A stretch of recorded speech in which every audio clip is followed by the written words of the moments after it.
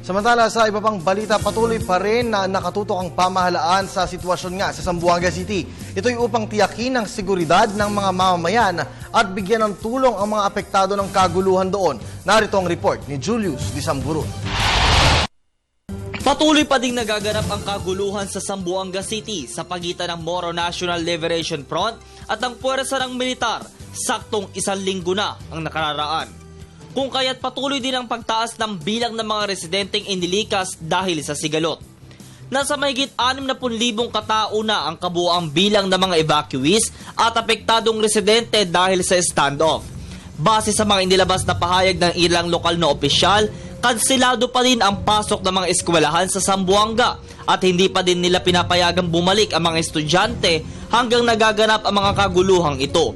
Kahit nakatuon lamang ito sa ilang barangay, ay nais pa din nilang tiyakin ang kaligtasan ng mga mag-aaral. Kasabay nito, nagpaalala naman ang mga local health officers sa mga residente na mag-ingat laban sa mga sakit sa mga evacuation centers gaya ng nasa sports complex.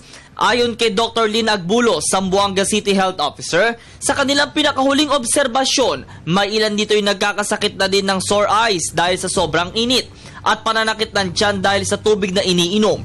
Kaya't pinangangambahan nila ang outbreak dahil sa malaking problema o kakulangan ng supply ng malinis na tubig sa lugar. Namang tumulong ng ibang health professionals sa pag-aasikaso sa mga kababayan nating naiipit sa gulo at para bigyan lunas ang kanilang karamdaman.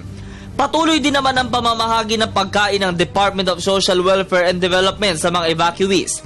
Ayon kay Social Welfare Secretary Dinky Soliman, nagpapasalamat sila sa mga opisyal ng barangay na matyagang tumutulong sa kanila sa pamamahagi. Pinayagan na din nilang magluto ng kanilang pagkain ng mga residente sa bawat evacuation centers sa tulong din ng mga community kitchens. Naglaan na din naman ng karagdagang 3,000 food packs ang ahensya para sa mga residente. Nasa kabuoang 13,000 na ang naipamimigay nila sa tinatayang halos nasa 5 bilyong piso. Maayos na sistema sa pamimigay ng pagkain naman ang tanging reaksyon ng mga residente. Samantala, inihayag naman ng palasyo na ginagawa ng kasalukuyang administrasyon ang lahat para tuluyan ang matapos ang kaguluhan sa pamamagitan ng mapayapang paraan. Sa naging panayam kay Deputy Presidential Spokesperson Abigail Balte, inihayag nitong maingat ang ginagawang bawat hakbang ng pamahalaan, lalo ng tropang militar upang walang madamay na sibilyan. Kahit bagong sunog ang muling sumiklab sa isang residential area sa likod ng inabandonang Zamboanga City Medical Center, hangad pa din naman ang pamahalaan na protektahan ang mga naninirahan dito.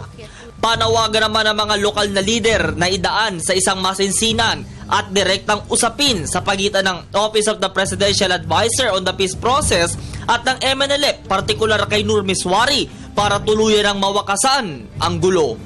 Para sa Telebisyon ng Bayan, ako si Julius Disamburun.